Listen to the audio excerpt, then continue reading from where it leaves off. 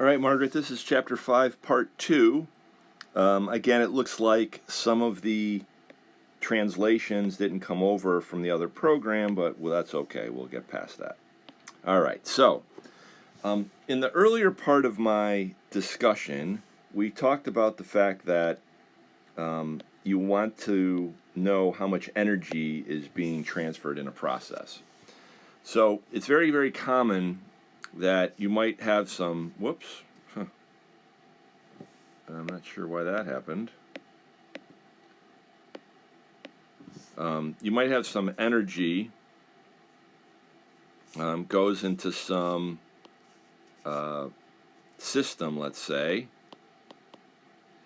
and if the energy that goes in is in the form of heat, you want to see what's the increase, let's say, of the system if you warmed it up, and that's where this equation comes in.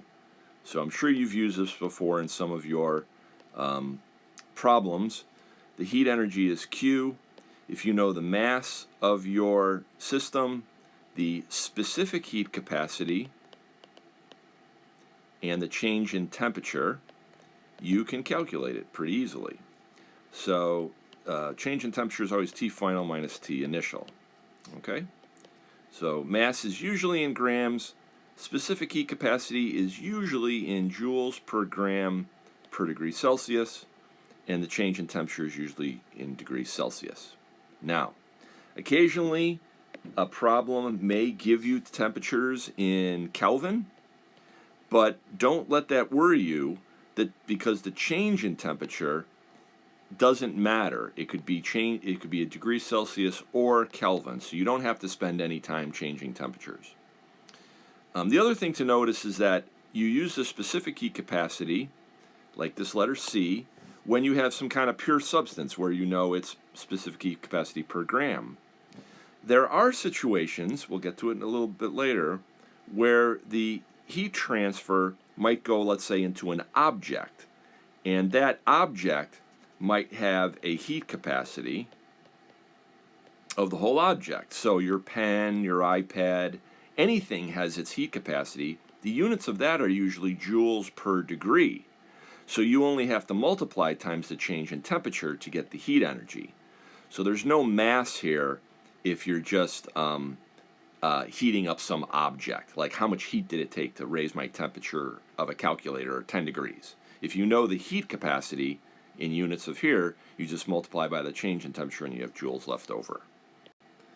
All right, so these are the common units of energy. Joules is the one that is probably used the most by chemists. This is how I remember it. I always remember the physics equation that kinetic energy is equal to 1/2 mv squared. So if you remember that mass is usually kilograms and velocity is meters per second squared, that's how you can get the units of joules. Calories is kind of an older fashioned unit, but this is the conversion factor. You should maybe remember this, that sometimes they use a capital C to represent like a food calorie. So let's say, for example, you've got some cereal and it says it's 110 calories. It really means it's 110,000 little c calories, the kind that's in this equation. Or you could say that one food calorie is equal to 1,000 little c calories. Okay? This is something when you buy appliances, they usually will have BTUs instead of joules. I don't know why. So specific heat capacities are usually relatively small numbers, but even though they're relatively small numbers, you still can learn something from them. Look at this area right here. So I look at these elements. All of, 4 out of 5 of these are metals, and they all have heat capacities that are less than 1 joule per gram degree Kelvin. Water is really unusual because it is 4.184 joules per gram per degree Kelvin, or degree Celsius, doesn't matter. It really takes a lot of energy to heat up water. It's one of the reasons by living by the ocean, it's a little cooler in the summer and a little warmer in the winter. It's because water is a very, very good sponge of energy. So this was kind of a picture in my book that I thought was interesting. It kind of said, even though this foil might be on a grill, if you're careful, you could remove the salmon from the grill by grasping the edges of the aluminum foil with unprotected hands. Due to the small quantity of aluminum and its low specific heat capacity, only a small quantity of energy is transferred. What this is saying is that if you can think of the foil, since it's got such a small heat capacity, even though it is hot, let's say 500 degrees Celsius, it doesn't contain a lot of energy.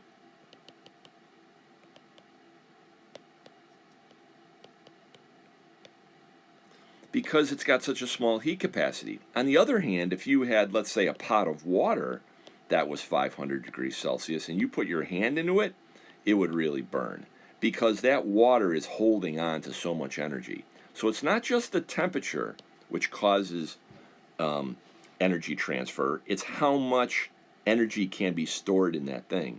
That's why one of my professors says that, quote, calling something the heat capacity is not the best name it could be. It would be better if it was called energy capacity. So this piece of foil has low energy capacity. It can't hold a lot of energy, whereas water has a very high energy capacity. Let's do a problem. A layer of copper is welded to the bottom of a skillet and it weighs 125 grams. How much heat is needed to raise the temperature from 25 to 300 degrees? And they give you the specific heat capacity. This one's pretty straightforward because you're just going to use Q equals mc delta T. The mass was given to you in grams. The specific heat was given to you in joules per gram, Kelvin or Celsius, doesn't matter. And then the delta T is calculated here. So it's always final minus initial. And so it's a positive 275 K. And so Q is equal to a substantially large number. Looks like it's 13300 joules. So 13,300 joules. So that's how much heat. This is the heat that needed, I would say, the heat needed. If you put that much heat in, you would say that the Q of the system is positive because it gains energy. I mentioned this earlier, and I'm really sorry that the program doesn't translate my deltas good. But it's kind of what I said earlier. It means that energy is neither created or destroyed. Energy is transferred in the form of heat or work. So if the change in energy of the universe is zero, whatever value you have for the system has to be canceled by the surroundings. So if you have some positive value here, the same negative value has to cancel to equal zero. That's all that this is saying. And then the delta U itself can be calculated from if you know the heat and the work, and we talked about that a little earlier. So an example, what if the entire transfer of energy occurs in the form of heat? So we're not dealing with work whatsoever. What this is saying is that if you have multiple entities in your problem, they have to all add up to zero. Now this one's a really easy one because there's only two things. You basically have hot iron, and so you're going to have the mc delta T for that. You could think of that as Q1.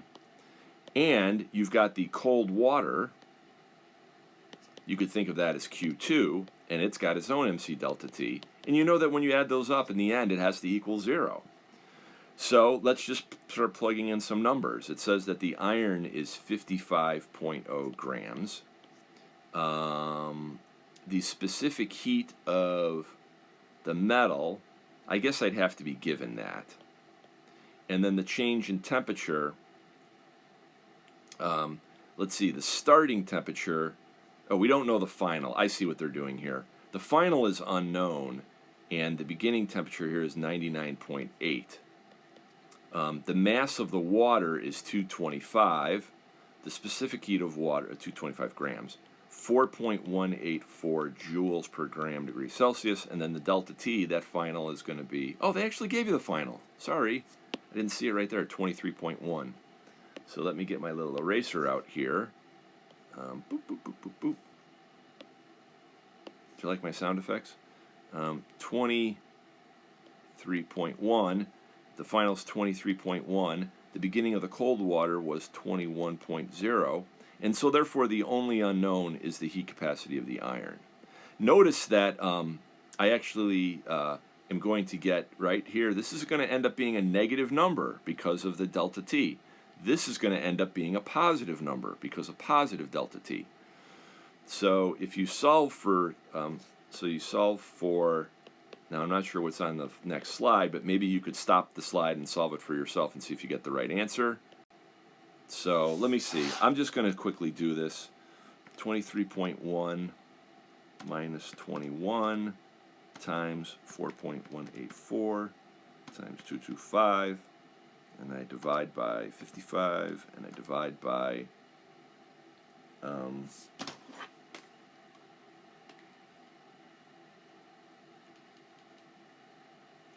negative 76.7.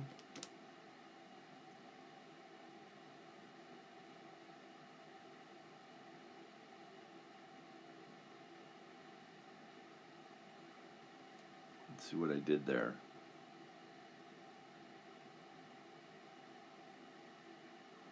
I think I made a little bit of a mistake. I have to put that on the other side. So 225 is 4.184 times 2.1. So here I got 1976.94. I got to throw a negative in front of there. So yes, that number gets divided by 55 and then divided by 76.7 negative. I get 0.469 joules per gram degrees Celsius. So let me see if you got that. Oh, doesn't do it. Okay. All right. Now, the previous problem showed you how to calculate changes in energy, heat energy, by raising or lowering temperature. But there are some processes that occur, like melting and vaporization, that don't change the temperature, but they do absorb energy. So let's look at these definitions. The heat of fusion is the energy transferred as heat to convert a substance from a solid at its melting point to a liquid. That's called the heat of fusion. A lot of times you'll see it written as delta H of fusion. Vaporization is energy transferred as heat to convert a substance from a liquid at its boiling point to a gas. That's delta H of vaporization. So let's take a look at these pictures. Actually, the right-hand picture is the one we did kind of like the previous problem. This is when you're just heating something. You have Q is equal to MC delta T. So you're going from 0 degrees Celsius to 557 degrees Celsius. The temperature changes, but the state does not change. This is still a solid. The only difference between a hot object that's a solid and a cold object that's a solid is the vibrations. So this is one of the reasons when you heat something, it expands a little bit because of the empty spaces which are developing between the atoms. This one's different. Look at this. I'm adding the same amount of energy, but I am melting ice to go to liquid.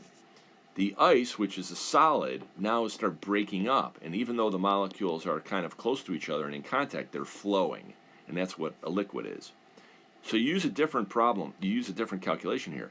The heat transfer is going to be, in this case, the delta H of fusion times the amount. Delta H's of fusion are usually amounts of energy divided by either the grams of the material or the mole. So if you know the heat of fusion and you know how much stuff you have, you could figure out how much energy it takes to cause that phase change. This is an interesting picture that's got a lot of information in it that summarizes just the previous two topics. For example, we were just talking about melting. Look at the y-axis here and look at the x-axis to see what this is showing. On the y-axis we have the temperature of your sample in Celsius. On the x-axis you've got how much heat you're adding or absorbing by the system. Interestingly, when you're melting something, you're adding energy, but you're not changing the temperature. It's the same thing for the boiling. When you're boiling it, you're adding a bunch of energy, but you're not changing the temperature. In these other parts of the graph, and let's choose another color for that, let's say I had minus 50 degree ice and I wanted to make 0 degree ice. I'd have to add energy and the temperature would change. Same thing here. If I had some liquid water at 0 degrees Celsius, I have to add energy to get up to 100 degrees Celsius. That amount of energy is this part in here. This part in here you can calculate with your MC delta T. Notice that you have to use the heat capacity of liquid water here. If I wanted to know how much energy it took to warm up ice, I would have to use MC delta T and use the solid water heat capacity. Okay? And then the third one here, if I had 100 degree steam and wanted to go to 200 degree steam, I would use MC delta T, but I would need the specific heat capacity for vapor or gaseous water, same thing. Okay? These flat parts, this is when you're using like the heat of vaporization for boiling and the heat of fusion for melting.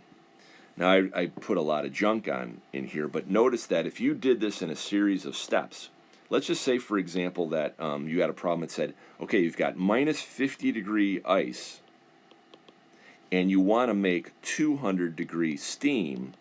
How much energy would that take? This problem looks a little intimidating, but it's really straightforward if you break it up into pieces. You would first have to heat the ice. I'm going to draw these arrows to represent this. Then you have to melt the ice. Then you have to heat the liquid water. Then you have to boil the water. Then you have to heat the steam. So you would have 5 different little calculations to do to get the whole process, to go from 50 degree ice to 200 degree steam. Now the 3 things where you're heating, so this one, and this one, you're using MC delta T. For the melting, you're using the heat of fusion times the amount.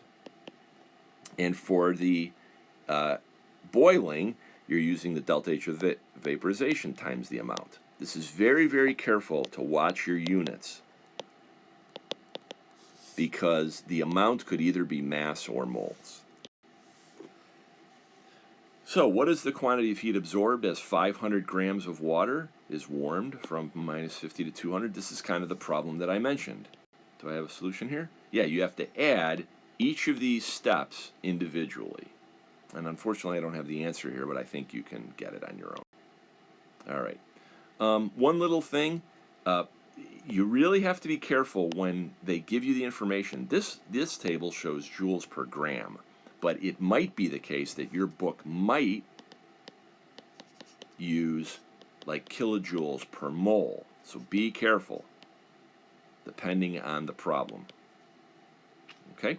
Notice one other little thing. Notice how these numbers, heats of vaporization, are way bigger than the heats of fusion.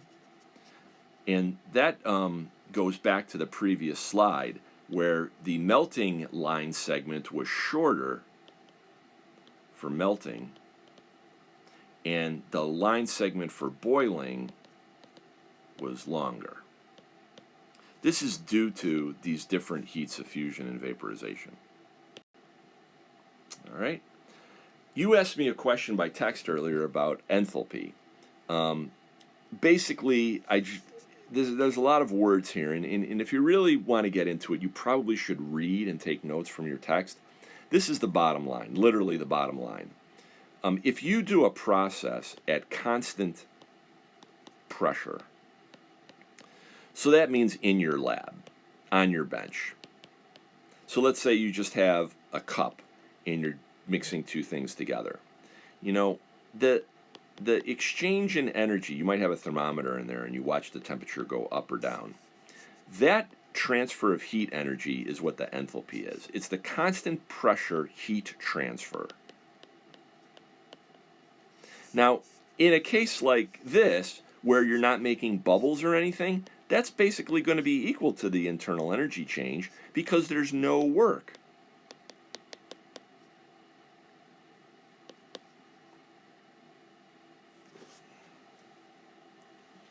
So that's why all of these are roughly equal to each other. So hopefully that makes sense. Really, to really understand all of this, it's kind of like reading and taking. All right. So It's okay to use enthalpy for reactions that don't involve gases, for reactions in which there is gases but the moles don't change, or if the heat transfer is much larger than the work, then it's okay to make that equals. All right, now, this is something that I know you've seen before from high school chem. This is when you're talking about exothermic and endothermic. So here's a reaction. This falls in the category of combustion. And combustion reactions usually are with hydrocarbons, or maybe there's another element in there like O, but this is what we use for fuels. And so if you combust methane, you're going to get out CO2 and water and a bunch of energy. And what this picture is trying to show you is that the reactant molecules are represented by this green box. They're higher potential energy. And then the product molecules are more stable. They're lower energy. More stable is lower. More potential is higher. If you have a reaction like this, we call it exothermic because the system is giving out energy. And look at the yellow arrow. It's basically going from top to bottom. A reaction could be endothermic if the initial state is more stable than the final state. In other words, if your initial state takes in energy, then you could climb the ladder and go to a higher point. Now, in a way, don't think that this process is actually the same magnitude as the other. The exothermic here really produces this yellow arrow should be a much more down arrow than this arrow, but this is just defining these terms, exo and endo. In each of the following cases, determine the sign of delta H, state whether the reaction is exo or endo, and draw an enthalpy diagram. So when you see a chemical reaction and it writes energy as a product, that's the kind that was on the previous slide that we called exothermic. So I would do this. I would put H2 plus 1/2 O2 on like a little level, and then the product is lower. So H2O is going to be more stable, and this going down means it's a negative delta H. And it's negative 285.8 kilojoules. This is exothermic. Whereas, fancy word for you there, I'll use a different color. The other one uses H2O as the reactant, and then if you add energy, I get H2O. Whoops, this is gas. This is H2O liquid, so I'm just boiling this here. This is a positive 40.7. Obviously, my two pictures are not to scale. This is endothermic. Okay? This is basically what we already just did on the previous slide. I'll go through that quickly. So, let me see if I can make sense of this here for you. Let's just look at this reaction here. So this is a reaction that we just said a little bit earlier, says it's exothermic. The point of this slide is to tell you that if I wrote this reaction, let's say 1 mole of carbon solid and 1 mole of oxygen gas gives 1 mole of CO2 gas, I would have an exothermic reaction, delta H, of negative 393.5 kilojoules. When you write this number down, it has to apply to this reaction in terms of moles. So this would be, 12 grams of carbon is 1 mole, and 32 grams of O2 is 1 mole. But what if I didn't react 12 grams? What if I reacted only 6 grams? Well, you would have less energy come out then. So this number is really being written as per mole of the reaction. Okay? So you're only going to get negative 393.5 if you burn 12 grams. If I burn 6 grams, I'm going to get half of that. Or if I burn 1/10 of a mole, I'll get 1/10 of this energy. That's the point about this slide, that this number is connected to this in moles. All right. So calorimetry allows you to use lab experiments to figure out what delta H's are. So let's say, for example, we've kind of done this already. You got like a hot piece of metal, and you put it in the calorimeter and you measure what the final water temperature is. Here, the Q of the metal is going to be equal to the Q of the water with a negative sign thrown in. This is just a different version of what we showed you before of the first law of thermodynamics, that these guys have to cancel out. All right? So when this one is not a piece of metal, it is taking some solid sodium hydroxide. So I'm putting it into a cup of water, which weighs 100 grams of water. So I put in some sodium hydroxide into 100 grams of water, and the temperature rose from 21.6 degrees Celsius, and the final temperature is 37.8 degrees Celsius. How much heat energy was given off by this process? So you have to think about this problem. What is what's happening in the coffee cup that's gaining energy? And basically what you're seeing here is the sodium hydroxide is dissolving and energy is being given off. Okay, so what's absorbing the energy? The key to this problem is to seeing that the entire solution is gaining energy.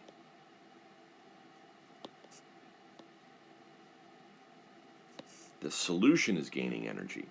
So what I can then do is I can combine, in this case, the mass of the solution is the 100 grams of water plus the 6.5 grams of the sodium hydroxide.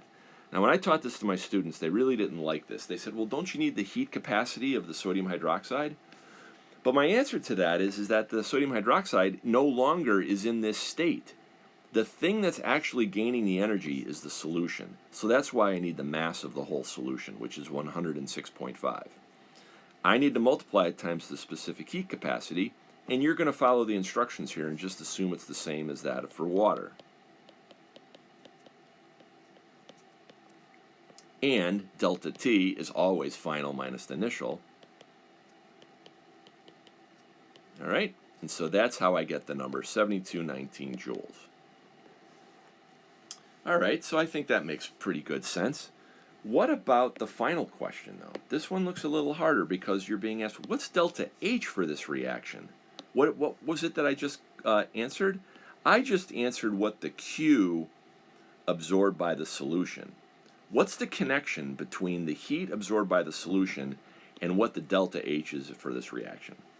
Well, the first thing you need to know is that whatever the heat that the reaction generated by the reaction, that's the opposite of what was absorbed by the solution. Because what we just calculated here, down here in green, was a positive number. The negative of that is the energy that's being put out by the reaction. And notice the normal units for delta H's. That's kilojoules per mole. This number, 72.19, is in joules.